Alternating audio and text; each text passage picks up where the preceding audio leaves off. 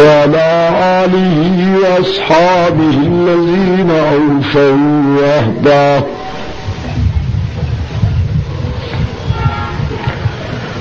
الذين هم مفاتيح الرحمة ومصابيح النور.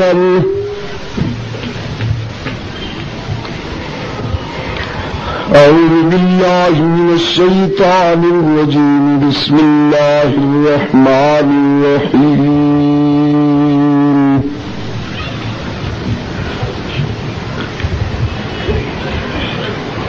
وما أرسلناك إلا رحمة للعالمين.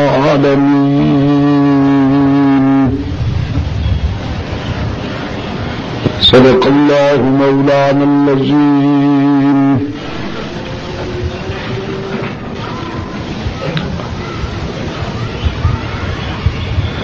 صدر جلسہ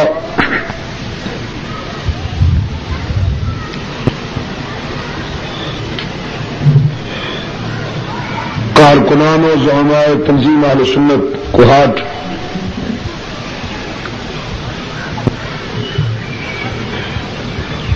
محترم بزرگوں اور عزیز دوستوں،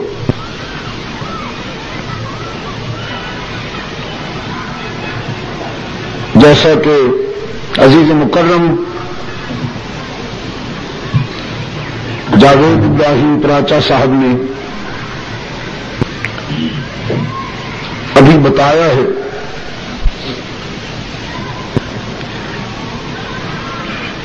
میں انتہائی مصروف اور ہنگامی پروگراموں سے یہ تھوڑا سا وقت نکال کر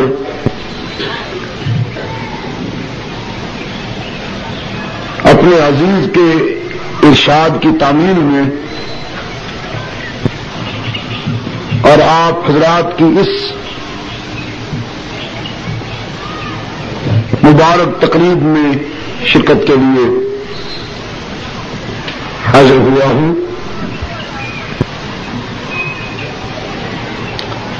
رسول اکرم صلی اللہ علیہ وسلم کی ولادت باسعادت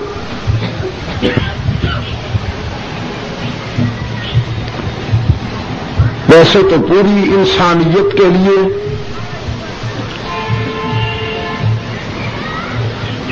فلاح و سعادت کا موجب ہے،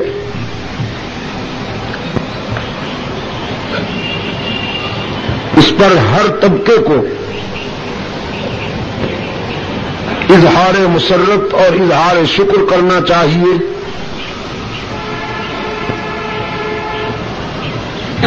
کہ حق تعالی نے ہمیں ایک ایسا قائد عطا فرمایا جس کی روشن تعلیمات نے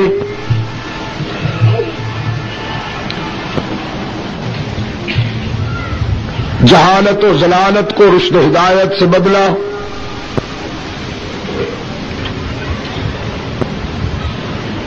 انشقاق و افتراق کو اتحاد و اتفاق سے بدلا،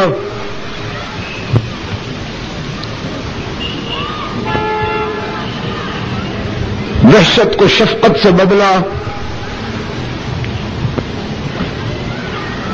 نامرادیوں کو کامرانیوں سے بدلا،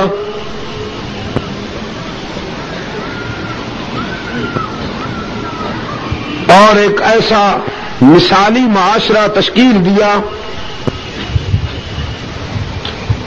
کہ رسول اکرم صلی اللہ علیہ وسلم کے قائم کردہ معاشرے کے اسلوب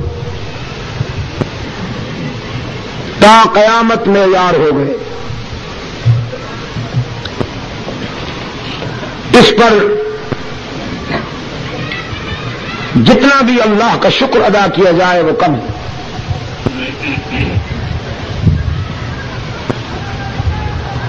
لیکن سب سے زیادہ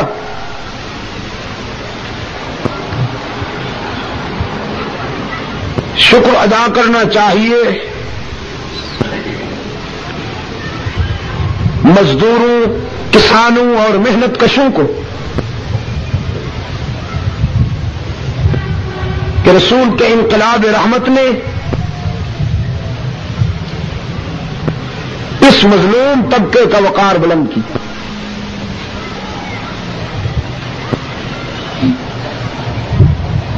جہاں رسول اکرم صلی اللہ علیہ وسلم نے رنگ، نسل، زبان اور وطن کی تفریق کی بنیاد پر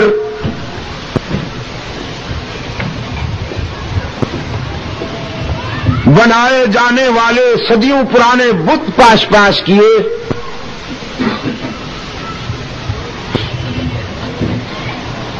وہاں حبیب کبریا صلی اللہ علیہ وسلم کے انقلاب رحمت نے معاشی ناانصافیوں اور اقتصادی لوٹ کھسوٹ میں پسنے والے کمزوروں کو بھی نجات عطا فرمائی۔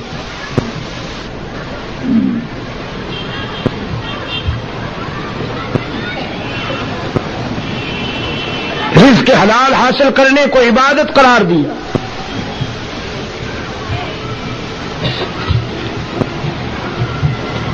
جو محنت کش کو حقارت کی نظر سے دیکھتے تھے، رسول اکرم نے فرمایا القاسب حبیب اللہ، جو بھیک نہیں مانگتا، اپنے بچوں کے لیے رزق حلال حاصل کرنے کی جد و جہد میں محنت کرتا ہے، وہ حقارت کی نظر سے دیکھے جانے کے قابل نہیں، وہ تو اتنا عظیم ہے کہ اللہ کا محبوب ہے۔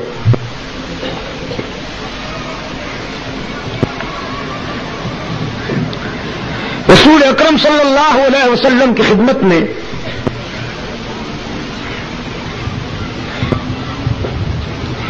دیہات سے ایک اعرابی حاضر ہوا،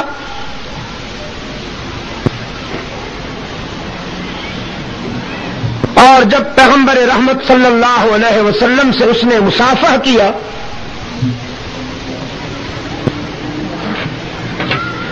تو اس کے ہاتھوں کی غیر معمولی سختی محسوس کر کے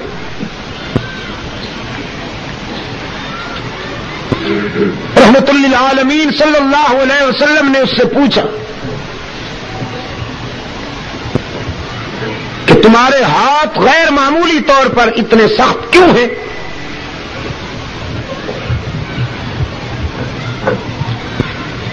اس نے وضاحت کی کہ اللہ کے رسول میں محنت کش ہوں، پتھروں کی ایک کان میں کام کرتا ہوں اور پتھر کوٹنے کی وجہ سے میرے یہ ہاتھ سخت ہو گئے۔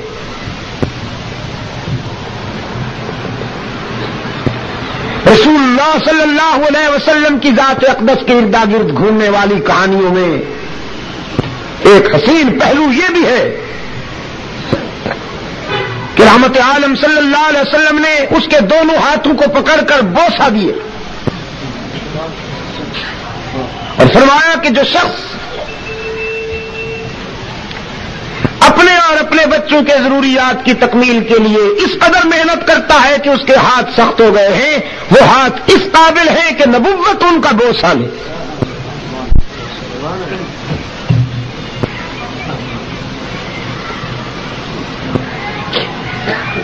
پرسوں اسٹیل ملز پاکستان میں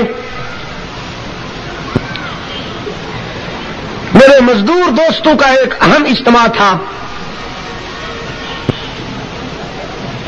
جس میں میں نے ان سے خطاب کیا اور اس بات کا اعتراف کیا کہ اسلام کے منصفانہ طرز معیشت کو اگر جدید اسلوب پر محنت کشوں کے سامنے پیش کیا جاتا تو میں یقین سے کہہ سکتا ہوں کہ ہمارے کارخانوں اور ملوں میں کام کرنے والے محنت کش پیکنگ اور ماسکو کی طرف نہ دیکھتے، وہ مکہ اور مدینہ کی طرف دیکھتے۔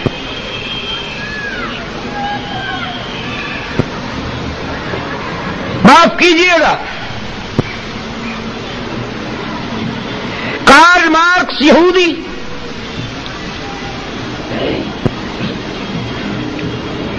یا ماؤ زیتون یا اس اسکول آف تھاٹ کا کوئی بھی مفکر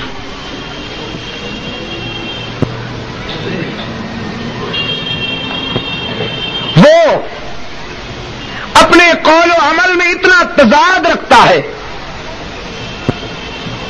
اس کے کہنے اور کرنے میں اس قدر ڈفرنس ہے کہ فطرت انسانی اس کی بات کو سنجیدگی سے سننے کے لیے تیار نہیں ہوتی. لیکن میرا قائد صلی اللہ علیہ وسلم، رسول اللہ صلی اللہ علیہ وسلم کی سیرت طیبہ کا مطالعہ کرنے والے دوست یہ جانتے ہیں کہ غزوہ خندق کے موقع پر جب خندقیں کھودی جا رہی تھی، اس مہم میں ایک ایسا پتھر آیا کہ جو کسی سے ٹوٹ نہیں رہا تھا. سرکار دو عالم صلی اللہ علیہ وسلم کو پتہ چلا.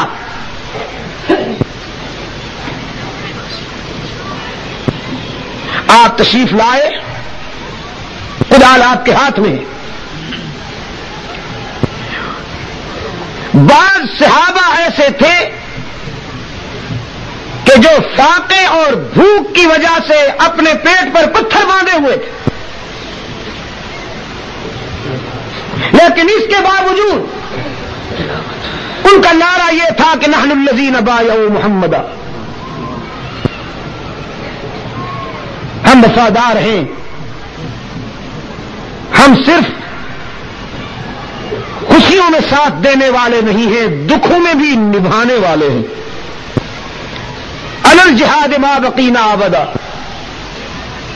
ہم نے رسول اللہ سے وعدہ کر لیا ہے کہ جب تک جیئیں گے راہ حق میں ہر مصیبت برداشت کریں گے. رسول اللہ صلی اللہ علیہ وسلم اس پتھر کو توڑنے کے لیے جب تشریف لائے اور آپ صلی اللہ علیہ وسلم نے اس طرح کدال اٹھائی تو آپ کے شکم اطہر سے کرتا اٹھا. دیکھا گیا کہ رسول کے پیٹ پہ 2 پتھر بندھے ہوئے.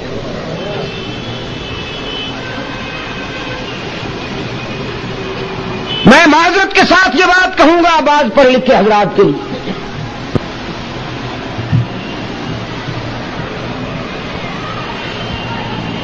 کہ مذہب کے لوادے میں بھی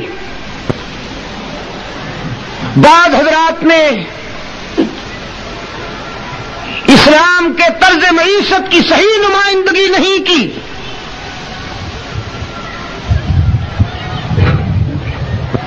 اگر کوئی ذخیرہ اندوزی کرتا ہے بدبخت ہے، سمگلنگ کرتا ہے ملکی مفاد کے خلاف ہے، لیکن اگر کوئی روحانیت کے لبادے میں مسند ارشاد پہ بیٹھ کر لاکھوں نادانوں مسلمانوں کے نذرانوں پہ پلتا ہے اور اس کا نام رکھتا ہے کہ یہ مقدر ہے، تم اس لیے پیدا کیے گئے ہو کہ دن بھر مزدوری کرو اور شام کو مجھے نذرانہ پیش کر دو، اور میں اسی لیے پیدا کیا گیا ہوں کہ تمہاری جیب صاف کروں، یہ اسلام کا مزاج نہیں. دوسری طرف سے بھی انتہا پسندی ہوئی، انہوں نے مساوات کا وہ مفہوم دیا کہ جو سراسر غیر فطری ہے. ہمارے ماضی مرحوم میں ایک سرزادہ صاحب ماشاءاللہ جنہیں گھٹی بھی سونے کے چمچ میں دی گئی تھی،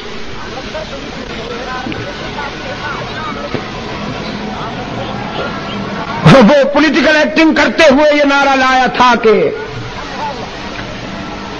مساوات چاہیے. پنجاب میں ایک نعرہ لگا کرتا تھا ربا ایک کو جیا کر. یعنی اگر معاشرے میں کوئی ایک یک چشم ہے تو سب کی ایک ایک آنکھ نکال دی جائے تاکہ بیلنس برابر ہو جائے. معاشرے میں اگر کوئی لنگڑا ہے تو سب کی ایک ایک ٹانگ توڑ دی جائے تاکہ مساوات قائم ہو جائے. جھوٹ ہے یہ، استحصالی تصور ہے، فریب ہے. رسول اللہ صلی اللہ علیہ وسلم کی شریعت میں، رسول کے انقلاب میں جو مساوات کا تصور ہے وہ یہ ہے کہ سب کو محنت کے مطابق حق ملنا چاہیے. معذوروں کے لیے اسلامی بیت المال کفالت کرے گا، لیکن جو محنت کرنے والے ہیں ان کو محنت کے مطابق حق ملنا چاہیے. اور سب سے بڑھ کر اسلام قانون میں مساوات کا علمبردار ہے، اور اس کا رسول اکرم صلی اللہ علیہ وسلم کی سیرت میں عملی مظاہرہ ملتا ہے کہ ایک معزز قبیلے کی لڑکی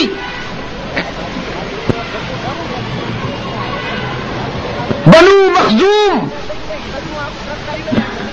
عرب سوسائٹی میں بڑی اونچی ناک والا قبیلہ کہلاتا تھا، اس سے چوری ہو گئی. رسول اللہ صلی اللہ علیہ وسلم نے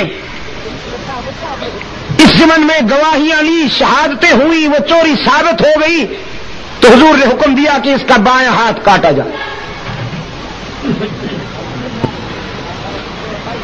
بنو مخزوم کے قبیلے کی ایک ہنگامی میٹنگ ہوئی، رات بھر قبیلے کے سربراہوردہ لوگ اس پر سوچتے رہے کہ کسی طرح سے اس فیصلے میں ترمیم ہو جائے.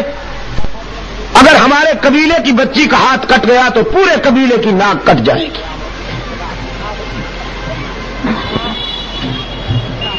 اس کے لیے ہمیں چاہے کتنا ہی جرمانہ کیوں نہ ادا کرنا پڑے ہم کریں گے. اب اس پر غور کیا گیا کہ ہمارا یہ معافی ضمیر بارگاہ رسالت میں عرض کون کرے، لب کشائی کون کرے.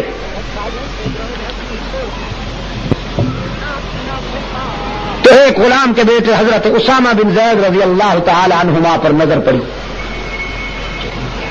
کیونکہ وہ حضور کا چہیتا تھا. حضور اکرم صلی اللہ علیہ وسلم کبھی کبھی اسامہ کو اپنی گود میں بٹھا لیا کرتے تھے، وہ فرمایا کرتے تھے اسامہ تو میرا بیٹا ہے. غلام زادہ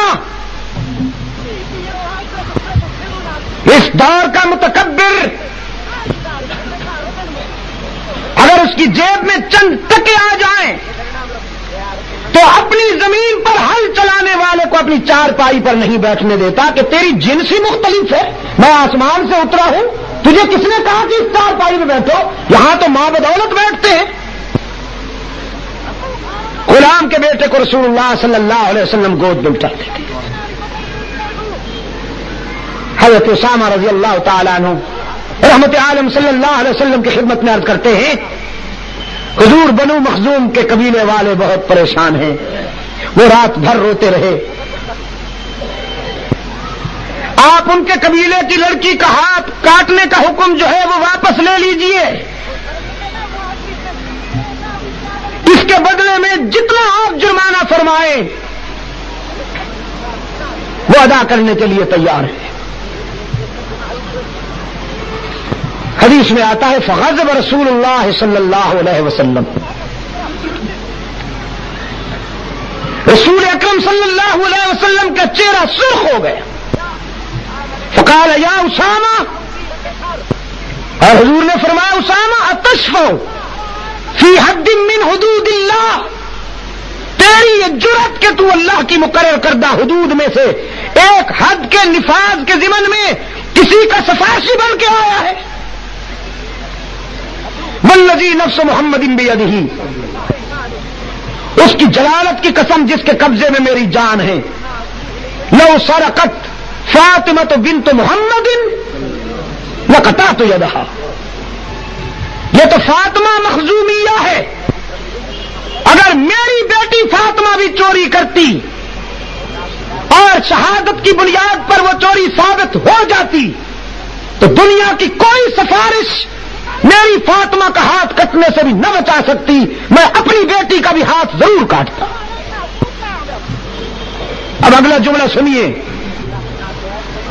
خوب جشن منائیے، جھنڈیاں لہرائیے، جتنا بھی اظہار مسرت کر سکتے ہو کیجئے، آپ کا ذوق ہے، آپ کی مرضی ہے، لیکن اپنے قائد کا یہ جملہ ذرا دل کی گہرائیوں میں اترنے دیجیے۔ حضور نے فرمایا بالآخر وہ قومیں صفحہ ہستی سے عبرتناک انجام سے دو چار ہو کر مٹ جاتی ہیں جن کے بنائے ہوئے قوانین کمزوروں کو پیسیں اور وڈیروں سے پسیں، جن کے بنائے ہوئے قوانین کمزوروں کو پیسیں اور طاقتوروں سے پستے رہیں، وہ قومیں دیر تک زندہ نہیں رہتی، عبرتناک انجام سے دو چار ہو کر صفحہ ہستی سے مٹ جاتی۔ میرے عزیز دوستو، یتیم مکہ کا انقلاب اس لحاظ سے بھی ارباب علم و دانش کے لیے قابل غور ہے کہ انقلاب کے تصور میں ویسے تو ہلاکتیں ہی ہلاکتیں ہوتی ہیں۔ ابھی پچھلے دنوں بیروت جل رہا تھا، آپ کے پڑوس میں کابل کے در و دیوار پر آج بھی انسانی جسم کے تکے نظر آتے ہیں اور خون کے چھینٹے نظر آتے ہیں۔ اس پر اشتراکی پریس نے لکھا اگر بچوں کی لاشیں بکھری پڑی ہیں، اگر عورتوں کے دوپٹے اڑ گئے ہیں، اگر آبادیاں مسمار ہو گئی ہیں، اگر جوانیاں معذور ہو گئی ہیں، اگر بڑھاپے ویران ہو گئے ہیں، تو حیران ہونے کی کوئی بات نہیں۔ Anything is fair in love and war, محبت اور جنگ میں سب کچھ جائز ہوتا ہے۔ مگر میں دعوت فکر دیا کرتا ہوں اپنے عزیز نوجوانوں کو خاص طور پر کہ قدیم و جدید انقلابات کے اندھیروں میں جب فکر انسانی ماضی کی طرف پلٹتا ہے تو ہولناک تاریکیاں نظر آتی ہیں، لیکن ان اندھیروں میں ایک ایسا جگنو ہے جس کی روشنی سے انسانیت کو زندگی کا ایک راستہ ملتا ہے، اور وہ ہے رحمت للعالمین صلی اللہ علیہ وسلم کا کردار۔ میرے آقا انقلابی اتنے کہ آپ نے مشرق و مغرب کے رخ کو بدل کے رکھ دیا، لیکن شفیق اتنے کہ آپ صلی اللہ علیہ وسلم کے انقلاب میں وحشت کا ایک بھی اسلوب نظر نہیں آئے گا آپ کو۔ تلوار ضرور اٹھائی ہے رسول اللہ کے ہاتھوں نے اور رسول کے رضاکاروں نے، مگر انہیں حکم ہوا کرتا تھا کسی بچے پر تلوار نہ چلنے پائے، کسی عورت پر تلوار نہ چلنے پائے، کسی بوڑھے پر تلوار نہ چلنے پائے، جو بھاگ جائے اس کو بھی جانے دو، تم صرف اس کا مقابلہ کرو جو تم پہ حملہ آور ہو۔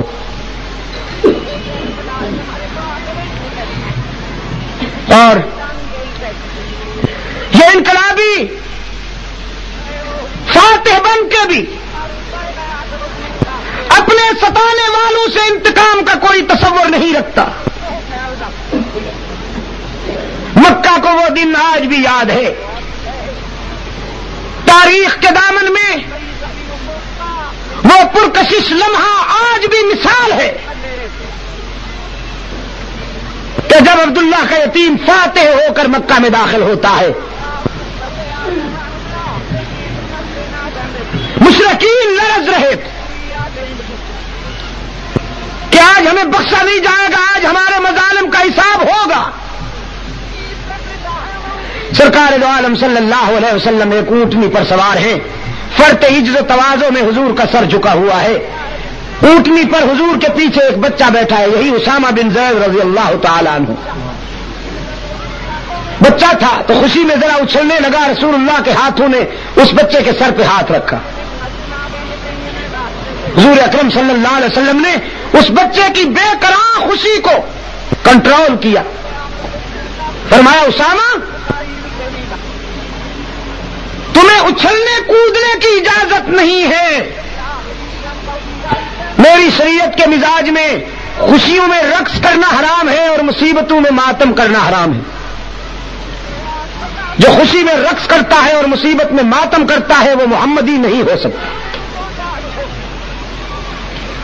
اور حضرت علی رضی اللہ تعالیٰ عنہ کا جملہ بھی یاد رکھنے کے قابل ہے، کیونکہ حضور کے شاگرد ہیں حضرت علی رضی اللہ تعالیٰ عنہ اور کامیاب شاگرد،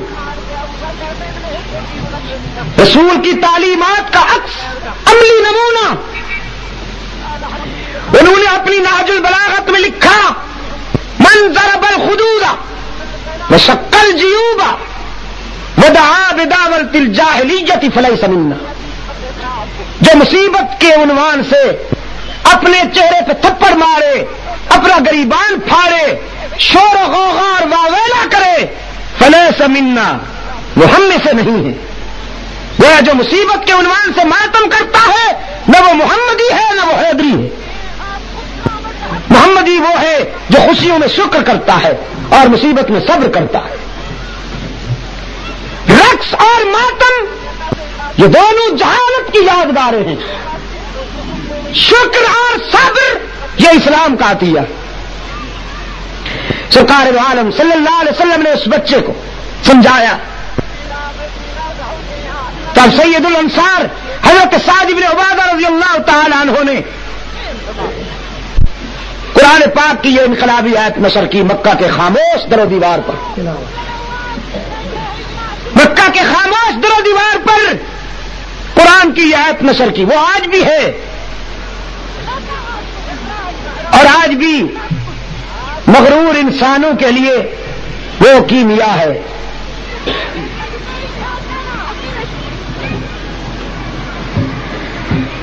فرمایا بسم اللہ الرحمن الرحیم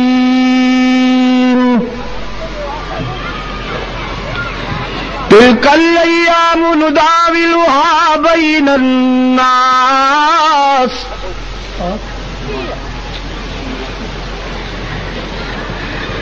تلک الایام نداولها بین الناس، یہ راتیں اور دن تمہارے قبضے میں نہیں کسی اور کے قبضے میں ہے، وہ اپنی مرضی اور حکمت کے مطابق انہیں پھیرتا رہتا ہے۔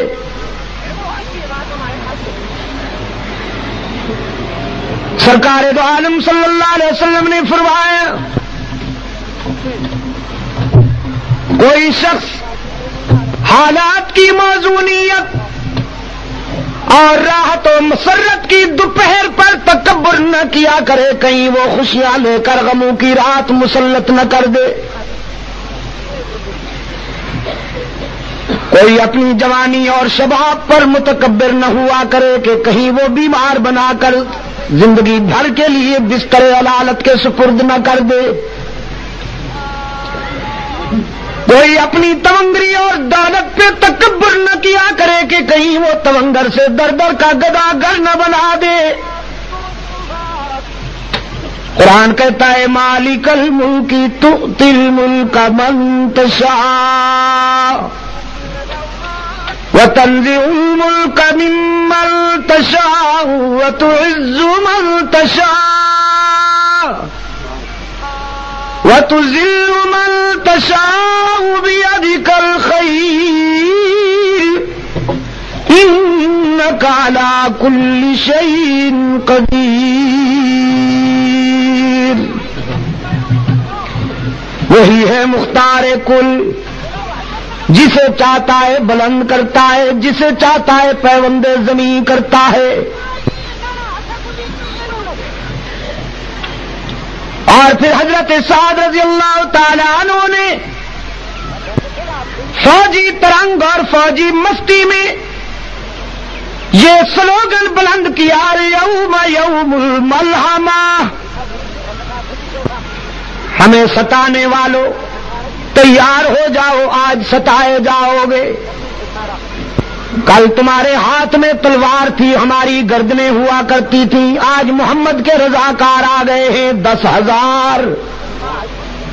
آج ہماری تلوار ہوگی اور تمہاری گردنیں ہوں گی۔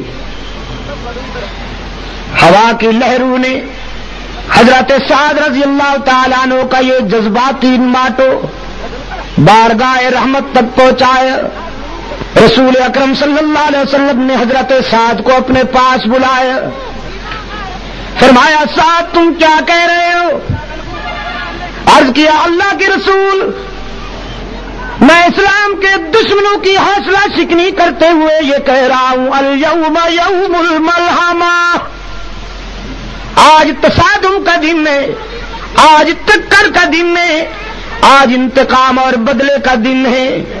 رحمت للعالمین صلی اللہ علیہ وسلم کی آنکھوں میں رحمت کے موتی تیر آئے۔ حبیب کبریا صلی اللہ علیہ وسلم نے فرمایا سعد تم انتقام کا نعرہ بلند کرتے ہو، میری رحمت کو تکلیف ہوتی ہے، نعرہ تکبیر، میرے ضمیر پہ چوٹ لگتی ہے، تمہیں یہ نعرہ بلند کرنے کی اجازت نہیں۔ حضور نے تعذیباً وہ پرچم لے کر ایک اور رضاکار کے حوالے کر دیا۔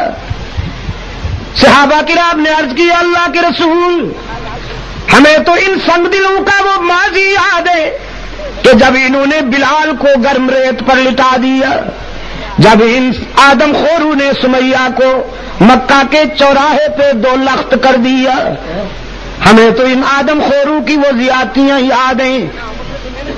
رحمت عالم صلی اللہ علیہ وسلم نے فرمایا مجھے بھی یاد ہے، میں اچھی طرح جانتا ہوں، یہ شہر مجھے جانتا ہے، میں اس کے در و دیوار سے مانوس ہوں، یہ وہی گلیاں ہیں جن میں میرے لیے کانٹے بچھائے جاتے تھے، یہ وہی شہر ہے جس کے نوجوان میری ہوٹنگ کے لیے جلوس نکالا کرتے تھے، یہ وہی باشندے ہیں جو میں مجھ پہ سنگ باری کر کے مجھے لہولہان کر دیا کرتے تھے، یہ وہی مکان ہیں جن کی چھتوں پر عورتیں کوڑا کرکٹ لے کے میری انتظار کیا کرتی تھی، لیکن تم جانتے نہیں کہ میں یہ سارے ظلم سہنے کا عادی ہوں، یہ ستانے کے عادی ہیں، ہم معاف کرنے کے عادی ہیں، ان کے دامن پتھروں سے بھرے ہوئے ہیں، ہمارا ظرف عفو درگزر سے معمور۔ شاید تمہیں وہ یاد نہیں کہ یہ ساری چوٹیں سہ کر میں بیت اللہ میں پہنچتا جبکہ میرے جسم سے خون بہ رہا ہوتا، جبکہ میرے پاؤں میں کانٹے چبھے ہوئے ہوتے، جبکہ میرے جذبات ان کے سنگین ناروں سے زخمی ہوتے، میں بیت اللہ میں جا کے کیا کہا کرتا تو تمہیں کچھ یاد ہے کہ نہیں؟ بیت اللہ میں جا کے عبداللہ کا یتیم اللہ کے حضور عرض کرتا میرے معبود، اپنے محبوب کو زخمی دیکھ کر کہیں تیرا غضب جوش میں نہ آ جائے، تو نے دیکھا کہ ستایا گیا ہوں، تو نے دیکھا کہ سنگ باری کی گئی ہے مجھ پر، تو نے دیکھا کہ میرے جسم سے لہو ٹپک رہا ہے، تو نے دیکھا کہ مجھ پہ کوڑا پھینکا جا رہا ہے، تو نے دیکھا کہ میری کردار کشی کی مہم چلائی جا رہی ہے، سوشل بائیکاٹ کیا جا رہا ہے، لیکن میرے معبود میں تیرے در پہ اس لیے نہیں آیا کہ اپنے ستانے والوں کی ہلاکت و بربادی کی دعا کروں، میں تو تیرے در پہ اس لیے آیا ہوں کہ زندگی کے کسی مرحلے پر اگر ان کے مظالم اور ان کے ستم ہائے مسلسل کی وجہ سے یہ تجھ سے دعا کروں کہ خداوندہ انہیں تباہ کر دے، انہیں ہلاک کر دے، تو تجھے اس گھر کی عظمت اور میری محبت کا واسطہ کہ میری وہ ہلاکت والی دعا کبھی قبول نہ کرنا، اگر میں کہوں بھی تو انہیں ہلاک نہ کرنا۔ کوہاٹ کے دوستو، عزیز نوجوانوں، جنگ میں بڑے بڑے لوگوں کا اشتعال قابو میں نہیں آتا، بڑے بڑے لوگ اپنی عظمت فراموش کر بیٹھتے ہیں، لیکن رحمت عالم صلی اللہ علیہ وسلم کے اعتدال و توازن کا اندازہ کیجیے کہ میدان جنگ میں ایک کافر کی تلوار حضور پہ اٹھی، اللہ نے اپنے محبوب کی حفاظت فرمائی، اس کا وار خطا گیا، اب رحمت عالم کی تلوار اٹھی، وہ کافر شمشیر رسالت کی زد میں تھا، اگلے لمحے وہ تلوار کافر کا سر قلم کر سکتی تھی، لیکن رحمت عالم صلی اللہ علیہ وسلم نے اپنی اٹھی ہوئی تلوار کو روک لیا، اپنے پیچھے کھڑے ہوئے اپنی مراد و مدعا فاروق اعظم کو اپنی تلوار دیتے ہوئے فرمایا عمر تم اس سے نمٹو۔ فاروق اعظم رضی اللہ تعالیٰ عنہ عرض کرتے ہیں اللہ کے محبوب میں تو اس سے نمٹ لوں گا، لیکن آج میں چاہتا تھا کہ میں نبی کی تلوار کے جوہر نبی کے ہاتھوں سے دیکھوں۔ آج میں انتظار کر رہا تھا کہ آپ کی تلوار سے کوئی کافر کٹ کے گرے تڑپے اور اس کی طرف دیکھ کر میں اپنے جذبہ حریت کو جلا بخشوں۔ رحمت عالم صلی اللہ علیہ وسلم اشک بار ہو گئے، فرمایا عمر تم جانتے نہیں کہ نبی کا قاتل اور نبی کا مقتول دنیا میں سب سے بڑا بدنصیب ہوتا ہے۔ جو کسی نبی کو شہید کرے وہ بھی دائمی جہنمی، جو کسی پیغمبر کے ہاتھوں سے مارا جائے وہ بھی دائمی جہنمی۔ تو میرے عمر میں انسانوں کو جہنم سے نکالنے آیا ہوں، جہنم میں دھکیلنے تو نہیں آیا۔ میں چاہتا ہوں کہ نہ کوئی ایسا بد نصیب ہو کہ اس کے ہاتھوں سے میں مارا جاؤں، نہ کوئی ایسا بد نصیب ہو کہ وہ میرے ہاتھوں سے مارا جائے۔ ارباب علم و دانش حد نہیں ہو گئی شفقت و رحمت کی کہ پوری 23 سالہ عسکری زندگی میں کوئی ایک انسان بھی براہ راست رسول اللہ کی تلوار سے نہیں مارا گیا، کوئی ایک بھی انسان۔ میرے آقا نے اپنے رضاکاروں سے فرمایا یہ نعرہ بلند کرنے کی اجازت نہیں۔ آج میں ان کے لیے وہی جذبات لایا ہوں جو میرے بھائی کے حضرت یوسف کے جذبات تھے کنویں میں ڈالنے والے مہربانوں کے لیے۔ آج میں بھی ان کے لیے وہی کہتا ہوں جو میرے بھائی یوسف نے کہا لا تثریب علیکم اليوم، آج تمہیں تمہارے ماضی پر شرمندہ بھی نہیں کیا جائے گا۔ تو تم بھی جاؤ مکہ کی گلیوں میں جا کے، مکہ کے ہر دروازے پہ جا کے میرا پیغام پہنچاؤ الیوم یوم المرحمہ، آج بدلے اور انتقام کا دن نہیں، آج عبداللہ کا یتیم تمہیں معاف کرنے کے لیے آیا ہے، آج آمنہ کا لال تمہیں دامن رحمت میں چھپانے کے لیے آیا ہے۔ ڈرتے کیوں ہو؟ تم نے اپنے دروازے بند کر لیے ہیں، شہر چھوڑ رہے ہو، تمہارے جسم پر لرزہ طاری ہے۔ ذرا باہر آ کے دیکھو، آج مکے میں فاتح بن کے آنے والا کوئی مادہ پرست شہنشاہ نہیں، آج فاتح بن کے آنے والا محبوب کبریا ہے۔ وہ انتقام کے جذبات نہیں لایا، وہ درگزر کے جذبات لایا ہے۔ رسول اکرم صلی اللہ علیہ وسلم نے اپنے غلاموں سے فرمایا جا کے بچوں سے کہہ دو ڈرنے کی ضرورت نہیں، محمد عربی تمہیں یتیم بنانے نہیں آیا۔ جا کے بیٹیوں سے کہہ دو میری بیٹیوں ڈرو نہیں، تمہاری آبرو پہ کوئی شبخون نہیں مارے گا۔ جا کے ماؤں سے کہہ دو تمہاری مانتا نہیں لوٹی جائے گی۔ جا کے بہنوں سے کہہ دو تمہارے سروں سے دوپٹے نہیں اتارے جائیں گے۔ رحمت عالم صلی اللہ علیہ وسلم دختر انسانیت کے سر سے دوپٹے اتارنے نہیں آیا، اترتے ہوئے دوپٹوں کو سنبھالنے کے لیے آیا ہے۔ کیوں کوہاٹ کے روشن ضمیروں، رسول اللہ صلی اللہ علیہ وسلم کے انقلاب نے دختر انسانی کے سر سے دوپٹے اتارے ہیں کہ اترتے ہوئے دوپٹوں کو سنبھالا ہے؟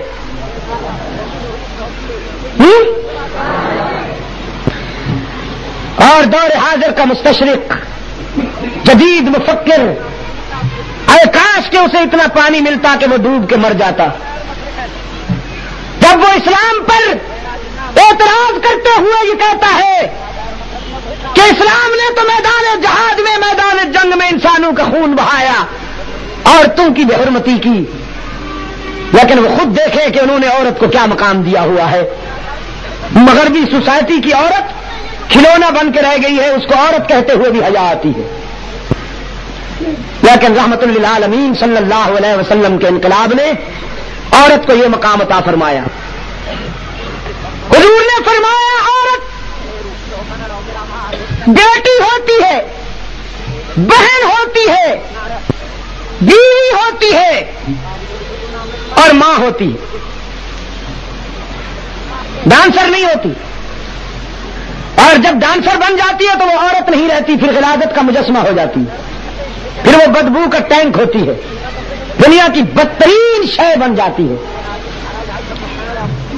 یہ 4 مقدس رشتے ہیں عورت کی فطرت میں، بیٹی، بہن، بیوی اور ماں۔ رحمت عالم صلی اللہ علیہ وسلم نے فرمایا عورت جب بیٹی ہوتی ہے تو اس کے سر پہ عفت کی چادر ہوتی ہے، عورت جب بہن ہوتی ہے تو اس کے سر پہ عصمت کا دوپٹہ ہوتا ہے، جب یہ بیوی ہوتی ہے تو اس کے جذبات میں وفا کی بلندیاں ہوتی ہیں، جب یہ ماں بنتی ہے تو اس کے قدموں میں جنت ملتی ہے۔ مشرق و مغرب کے مفکرین کی تعلیمات میں آپ کو اس مظلوم جنس کے لیے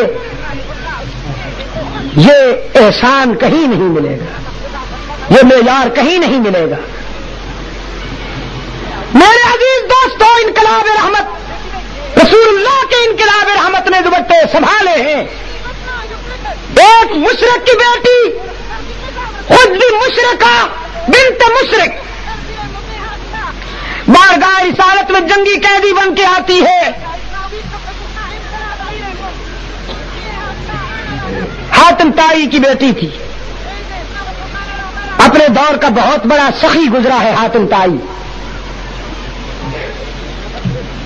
ایک مرتبہ شہید کربلا حضرت حسین رضی اللہ تعالی عنہ نے فرزند حاتم سے کہا جب وہ مسلمان ہو چکا تھا کہ میں نے سنا ہے تیرا باپ بہت سخی تھا۔ حاتم کا بیٹا کہنے لگا حسین واقعی سخی تھا، میرا احترام کر، میں بڑے سخی باپ کا بیٹا ہوں۔ حضرت حسین مسکرائے اور فرمانے لگے میرا بھی احترام کر، میں بڑے سخی نانے کا نواسا ہوں۔ حاتم کا بیٹا کہنے لگا حسین میرا باپ اتنا سخی تھا کہ اس کے گھر کے 10 دروازے تھے اور مانگنے والے کو ہر دروازے سے کچھ نہ کچھ مل جایا کرتا تھا۔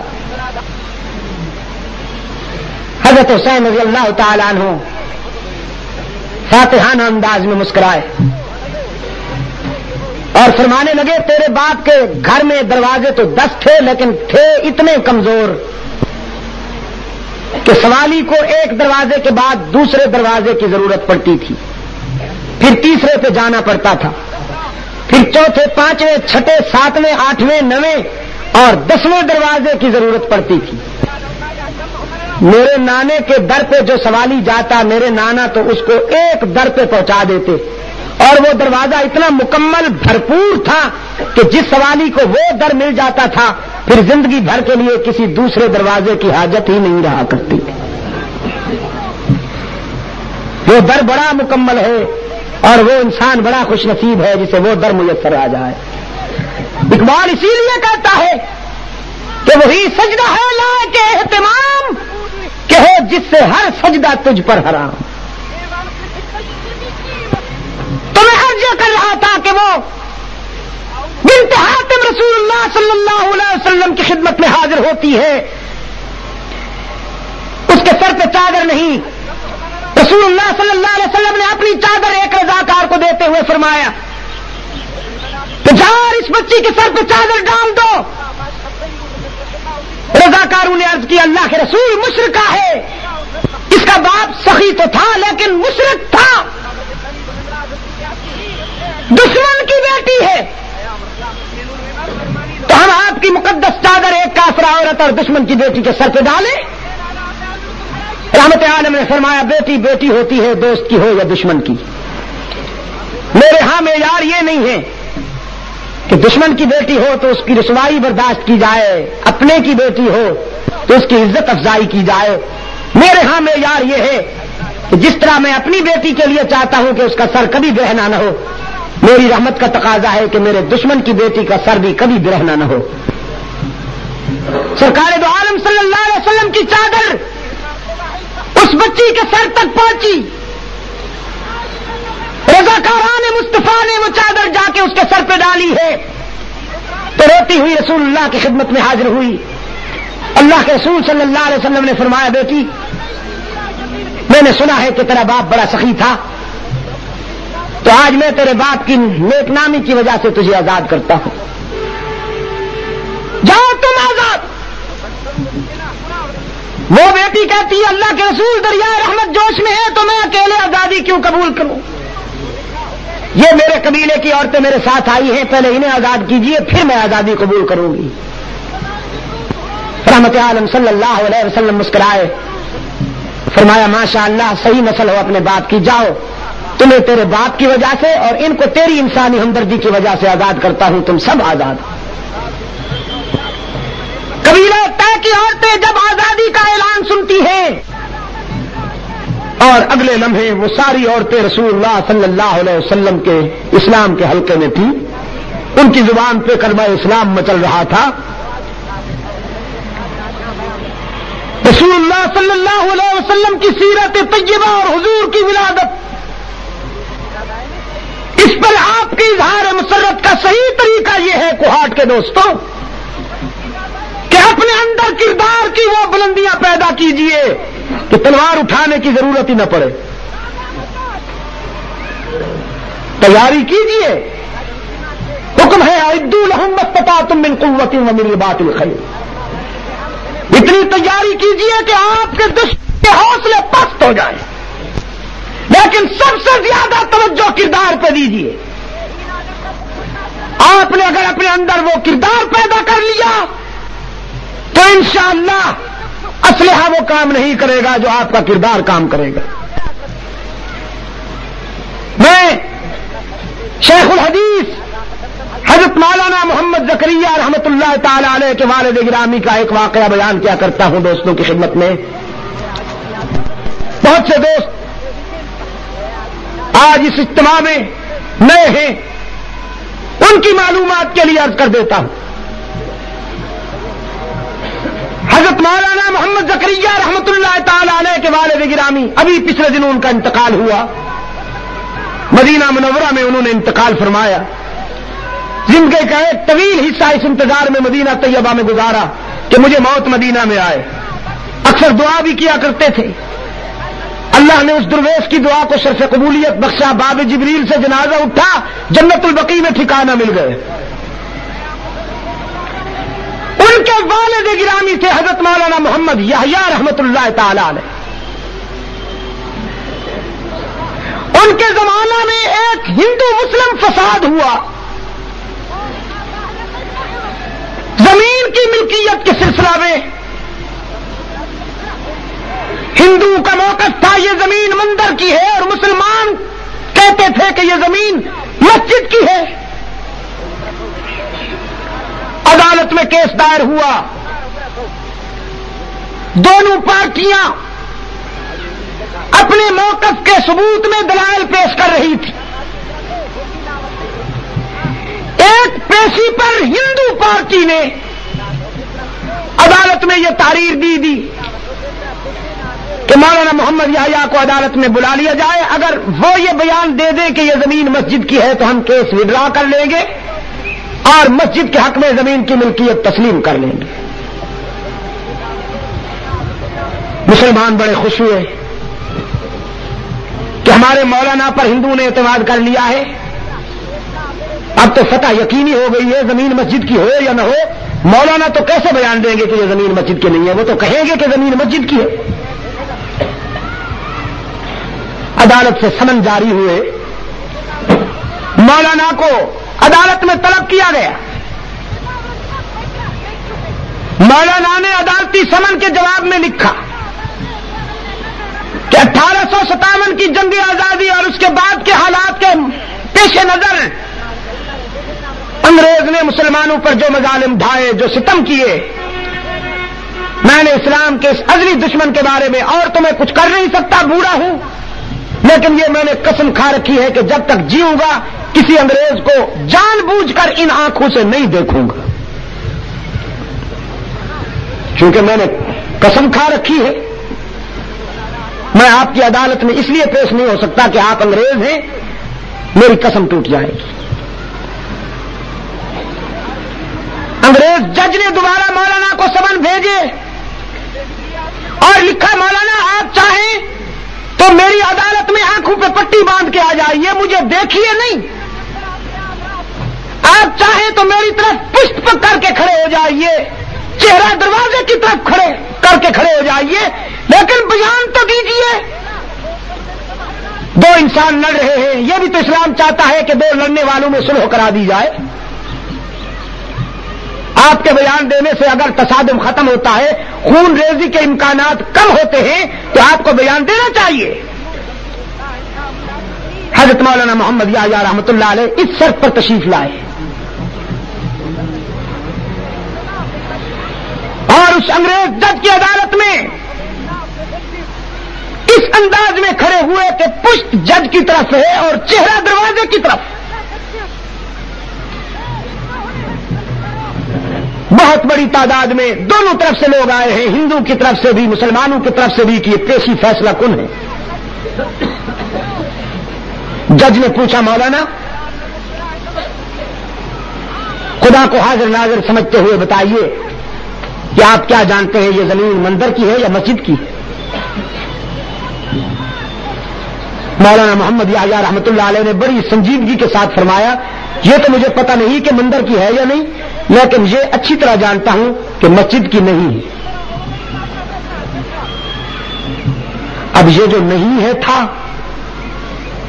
یہ تو بجلی بن کے گرا مسلمانوں کے دل و دماغ پر. حیران ہو کر ایک دوسرے کی طرف دیکھنے لگے. مسلمانوں کے وکیل نے جج سے کہا, ہمارے مولانا بہت بوڑھے ہیں, کہیں سٹیا نہ گئے ہوں, ذرا ایک مرتبہ پھر پوچھیے.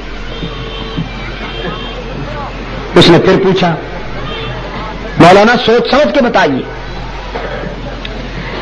مولانا فرمانے لگے, سوچ سمجھ کے کہہ رہا ہوں, مجھے یہ پتہ نہیں ہے کہ مندر کی ہے یا نہیں, لیکن اچھی طرح جانتا ہوں یہ زمین مسجد کی نہیں ہے.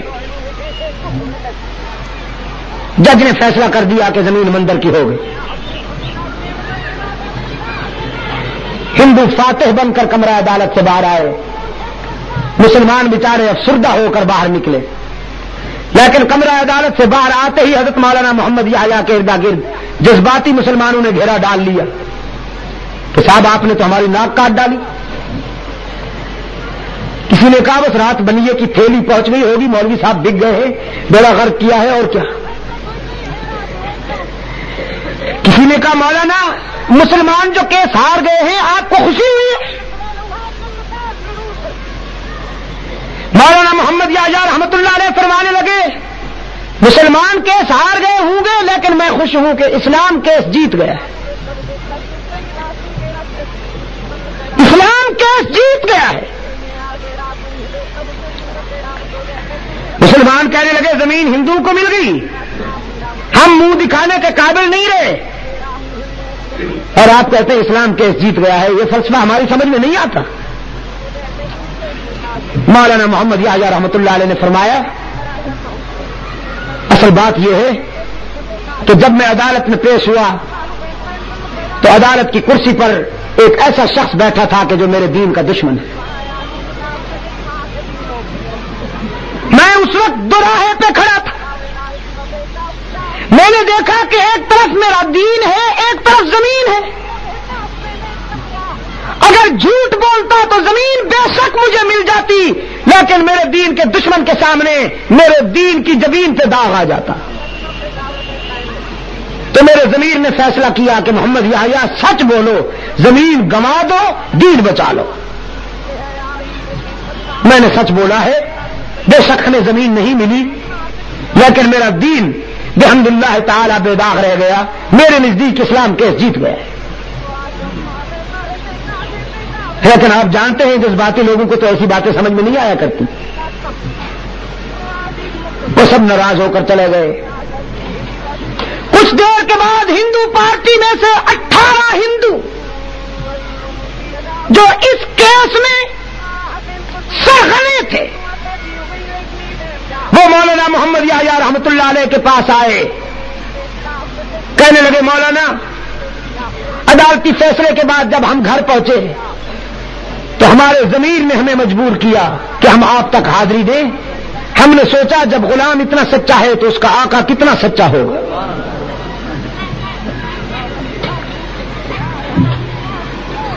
اصل میں محسوس نہ فرمائیے گا, میں کسی کی دل آزاری کے لیے یہ بات نہیں کہہ رہا ہوں، میرا یہ درد دل ہے کہ نسبت بہت بڑی بات ہوتی ہے. ہم آج جو کچھ کر رہے ہیں کبھی ہم نے غور کیا کہ ہم کس کے کہلاتے ہیں؟ اور ہمارے اس لچھنوں سے، ہمارے اس کرتوت سے ہمارے آقا کی روح پہ کیا گزر رہی ہوگی؟ وہ کتنے بدبخت ہیں انسان کہ رسول اکرم کی ولادت کی خوشی منا رہے ہیں اور طوائفوں کے گانے بجا رہے ہیں. ایسی جنس کی آواز بلند کر رہے ہیں کہ جو اپنے پیٹ کے لیے کبھی اپنی عزت بیچتی ہے، کبھی اپنی آواز بیچتی. ہائے کبھی آپ نے یہ سوچا ہوتا کہ آپ کس کے ہیں؟ صدر محترم، دہلی کی جامع مسجد کے دروازے پر ایک انگریز مسجد کو دیکھنے کے لیے آیا ہے. بوٹ کے تسمے کھولنے کے لیے جب وہ جھکا تو اس کے پاکٹ سے پرس گر گیا، بٹوا گر گیا. اسے یہ پتہ نہیں تھا کہ میرا پرس گر گیا ہے. اس کے پیچھے کھڑے ہوئے ایک آدمی نے وہ پرس اٹھا کر اس کو دیا اور کہا یہ آپ کا ہے، لے لیجیے. وہ انگریز شکر گزار ہوا، کہنے لگا تم تو بڑے شریف آدمی ہو، جنٹل مین ہو، بہت شکریہ تم نے میری چیز واپس کر دی. وہ آدمی کہنے لگا جنٹل مین نہیں ہوں، خاندانی پاکٹ مار ہوں، چور ہوں، لیکن بس تم اپنا بٹوا لے لو. اب وہ انگریز کہنے لگا جب تم چور ہو تو میرا بٹوا واپس کیوں کرتے ہو؟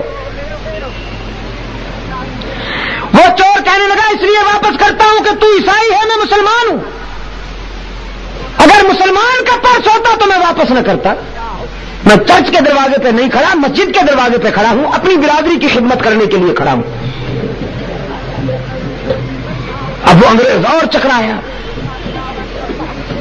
ایک عجیب آدمی ہے، ایک چور ہے، پھر یہ کہتا ہے کہ اگر مسلمان کا ہوتا تو نہ دیتا، چونکہ تو عیسائی ہے اس لیے واپس کر رہا ہوں.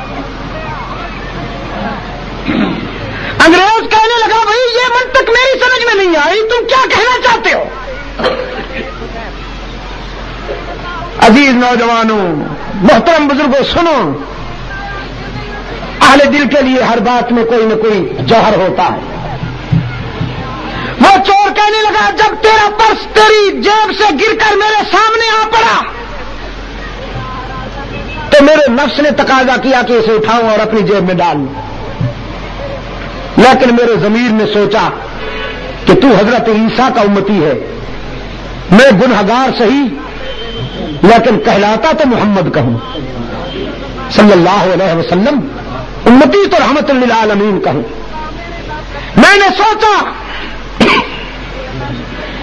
کہ اگر تیرا بٹوا میں رکھ لوں تو حشر کے میدان میں کہیں تیرا رسول میرے رسول کو گلا نہ دے دے کہ محمد تیرے امتی نے میرے امتی کا بٹوا چرا لیا تھا، اور میرا آقا یہ سن کر کہیں آنکھیں نیچی نہ کر لے، میری وجہ سے کہیں میرے آقا کو شرمندگی نہ ہو. بس یہ سوچ کر میں نے تجھے تیرا پرس واپس کر دیا، جاؤ اپنا کام کرو. نسبت بڑی بات ہوتی ہے عزیز دوستو.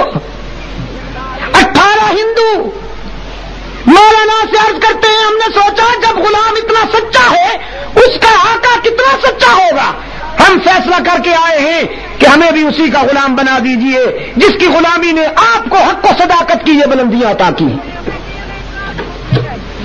مولانا کے ہاتھ پر انہوں نے کلمہ پڑھا، اسلام قبول کیا.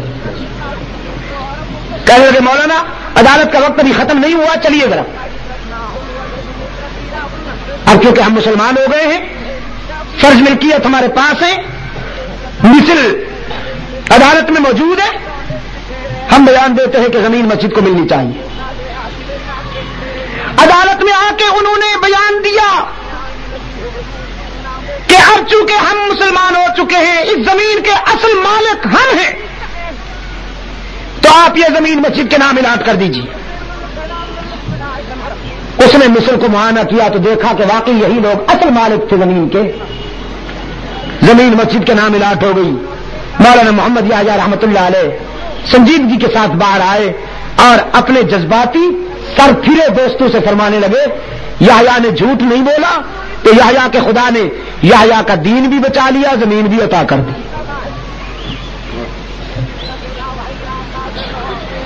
میرا پیغام آپ کے لیے آج یہی ہے کہ آپ حضور اکرم کی ولادت کا جشن یا خوشی اس طرح منائیے کہ رسول اللہ کے جادہ حیات کو اپنا کر رحمت عالم کا کردار کو اپنی زندگی میں جگہ دیجئے, پھر دیکھیے اثرات کیا ہوتے. آج اسرائیل کا یہودی, روس کا دہریہ, مغرب کا آدم خور, گوری چمڑی والا سیاہ دل بھیڑیا یہ سمجھتا ہے کہ مسلمان فقط نام کے رہ گئے ہیں. اب ان کو مٹانا کوئی بڑی بات نہیں. یہ نعرے تو خوب لگاتے ہیں, جھنڈیاں بھی خوب لہراتے ہیں, چراغاں بھی خوب کرتے ہیں, لیکن عملی زندگی کے کسی گوشے پر رسول اللہ کی اطاعت اور غلامی کی جھلک نظر نہیں آتی صلی اللہ علیہ وسلم. ربیع الاول آپ کے لیے یہی پیغام لاتا ہے کہ آپ اس صبح بہاراں کی یاد منائیں اور عزم کریں کہ ہم اپنے آقا و مولا کی سیرت طیبہ کو اپنی عملی زندگی میں جگہ دیں. اور آپ یقین کر لیجئے ایک بھی جھنڈی نہ لگائیے, ایک بھی چراغ نہ جلائیے, ایک بھی نعرہ نہ لگائیے. خاموشی کے ساتھ اگر رسول اللہ کی غلامی اپنا لیجئے تو دنیا بھی سمر جائے گی, عقبہ بھی سمر جائے گی. ارباب علم دانش بیٹھے ہیں, میں ان کی موجودگی میں دعوے سے کہتا ہوں کہ صدیق اکبر نے, فاروق اعظم نے یہ کچھ نہیں کیا جو ہم کر رہے ہیں. انہوں نے ان چیزوں کا سہارا نہیں لیا. انہوں نے حضور کی ولادت کی خوشی اس طرح منائی کہ اپنی زندگیاں پیغمبر کے حوالے کر دی, اور جب انہوں نے اپنی زندگیاں حوالے کر دی تو خداوند عالم نے انہیں اتنا اونچا مقام دیا کہ عرش بری پہ ان کے تذکرے ہوئے. فرمایا محمد الرسول اللہ, پہچان, والذین معه اشداء علی الکفار رحماء بینہم تراہم رکعا سجدا یبتغون فضلا من اللہ ورضوانا. رحمت عالم صلی اللہ علیہ وسلم کے غلاموں کی پہچان یہ ہے کہ وہ کفر پہ سخت ہیں, آپس میں نرم ہیں. کفر پہ سخت ہیں اور آپس میں نرم ہیں. ہم کفر کے سامنے ہینڈز اپ ہیں اور آپس میں. آپ حیران ہوں گے, اس دن گاڑی میں سفر کر رہا تھا, ریل میں اچانک فائٹنگ ہو گئی, گتھم گتھا ہو گئے دو آدمی. بھئی کیا قیامت آ گئی, کیا ہو گیا؟ مجھے یہ شبہ ہوا کہ شاید اوپر والی سیٹ سے کوئی صاحب نے کروٹ لی اور وہ گر پڑا, نیچے والے کے اوپر آ پڑا ہوگا, تو اس سے جھگڑا ہو گیا. لیکن بعد میں پتا چلا لڑنے والوں میں سے ایک صاحب ہانپتے ہوئے غصے میں سرخ کہنے لگے یہ مجھے اس طرح کر کے دیکھ رہا تھا. اللہ کی شان ہے بھائی.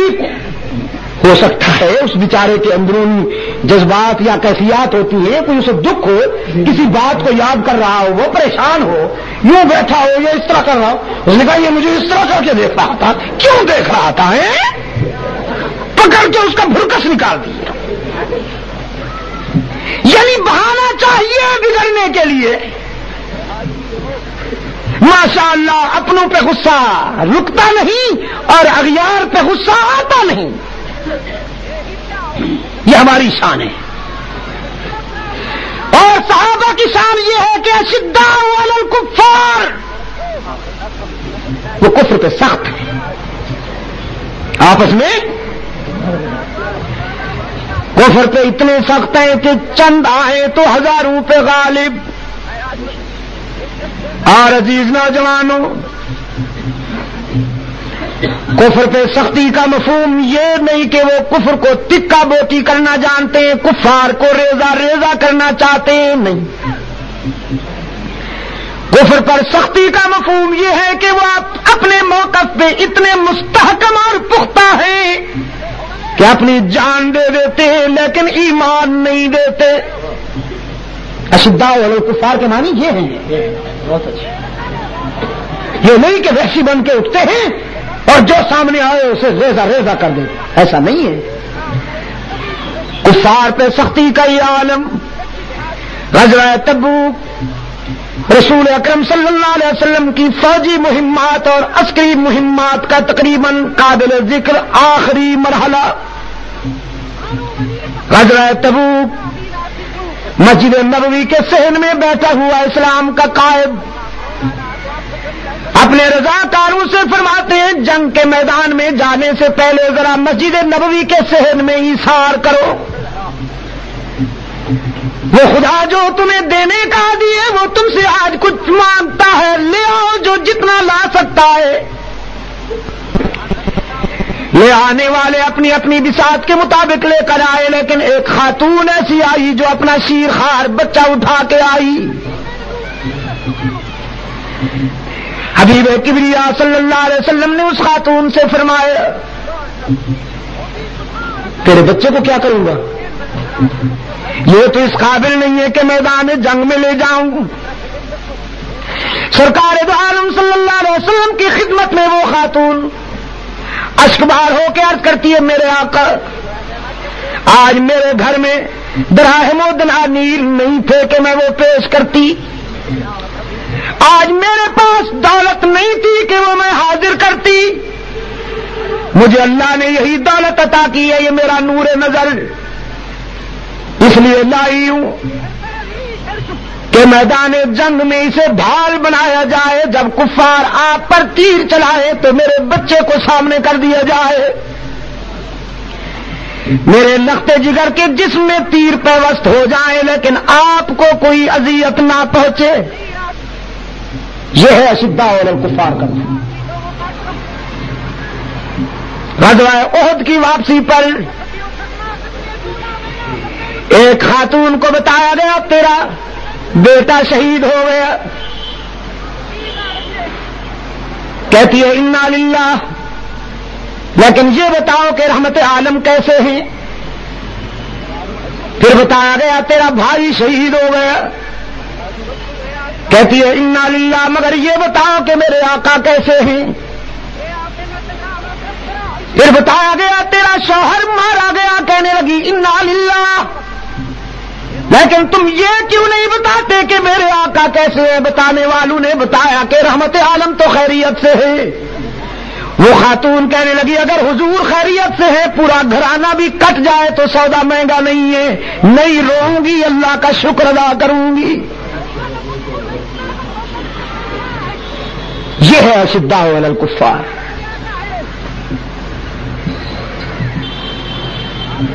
میرے عزیز بچوں، حضور سے محبت کا تقاضا کچھ اور ہے.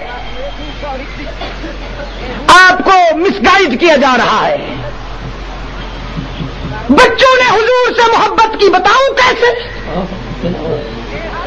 جھنڈیاں نہیں لہرائیں، وہ بھنگڑا نہیں ناچے. غزوہ احد کے لیے بھرتی ہو رہی ہے. مجاہدین صف میں کھڑے ہیں، رحمت عالم جائزہ لیتے ہیں، ایک ایک کے حالات پوچھتے ہیں. اسی صف میں کچھ بچے بھی نظر آئے تو رحمت عالم صلی اللہ علیہ وسلم نے فرمایا کم سن بچوں کو علیحدہ کر دیا جائے، یہ اس قابل نہیں کہ انہیں میدان کارزار کی گراباریوں میں لے جائیں.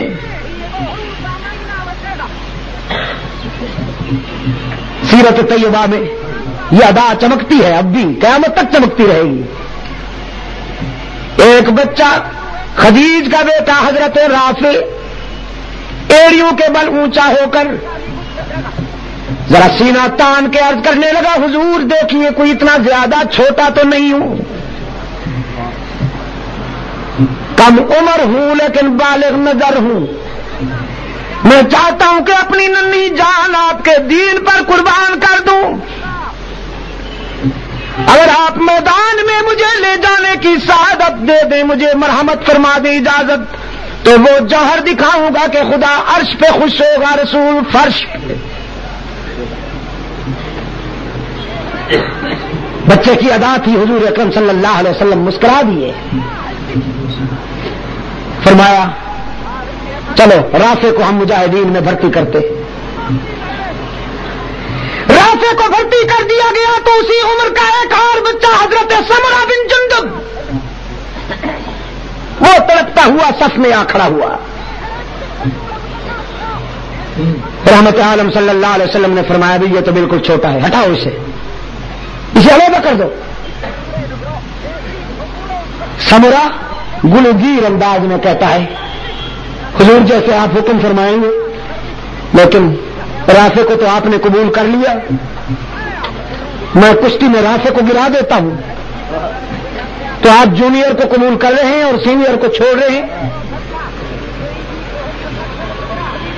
حدیث میں آتا ہے کہ رحمت عالم صلی اللہ علیہ وسلم اس ننھے مجاہد کے جذبہ جانثاری پر مسکرا دی، فرمایا تم واقع رافع کو گرا دیتے ہو؟ اس نے عرض کیا اللہ کے رسول اگر آپ فرمائیں تو میں ابھی گرا کے دکھاؤں۔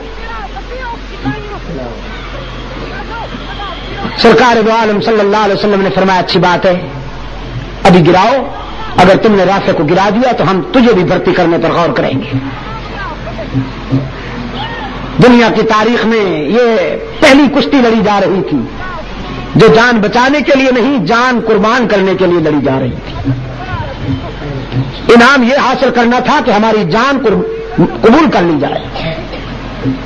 دونوں پہلوان اپنے آمنے سامنے آئے، ریفری محمد عربی ہیں صلی اللہ علیہ وسلم۔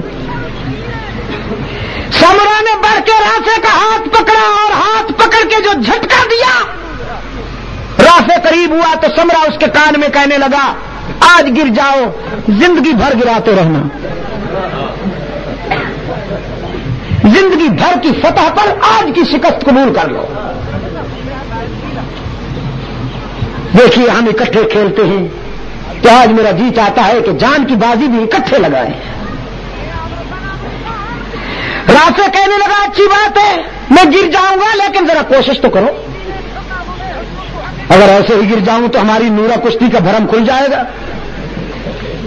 سب کو پتہ چل جائے گا کہ یہ تو نورا کشتی ہو رہی ہے۔ کوہاٹ کے دوستوں اب داؤ پیچ لگنے لگے، گتھم گتھا ہو گئے دونوں مجاہد، خوب ایک دوسرے کو گرانے کی کوشش کر رہے ہیں۔ پھر ایک مرحلہ آیا کہ رافع نیچے سمرہ اوپر، سینے پہ چڑھ بیٹھا اور دانت طلب نگاہوں سے اپنے منصف کی طرف دیکھا کہ کیوں آقا شیر ہوں کہ نہیں ہوں؟ حضور اکرم صلی اللہ علیہ وسلم مسکرائے، فرمانے لگے شاباش سمرہ تم تو واقعی بہادر ہو، تم نے تو رافع کو گرا دیا، لیکن یہ کشتی شروع ہونے سے پہلے کانوں میں خسر پھسر کیا ہو رہی تھی؟ اگرچہ حضور اکرم سمجھ گئے تھے لیکن دونوں کو قبول فرمایا، دونوں کو آپ نے مجاہدین کی صف میں بھرتی کر لیا۔ حضور کی سیرت، حضور کی ولادت کا جشن اس طرح منائیے۔ آپ کو مسجد اقصی یاد کر رہی ہے،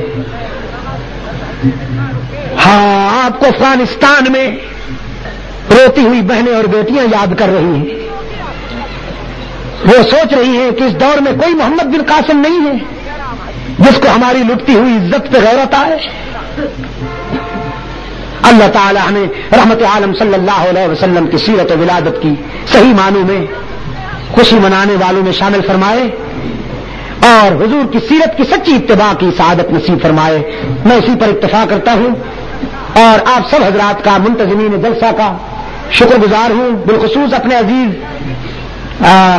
جاوید ابراہیم پراچا صاحب کا، لیکن اتنی گزارش ضرور کروں گا کہ وہ ذرا حکم دیا کرے تو تھوڑا سا مارجن دیا کرے۔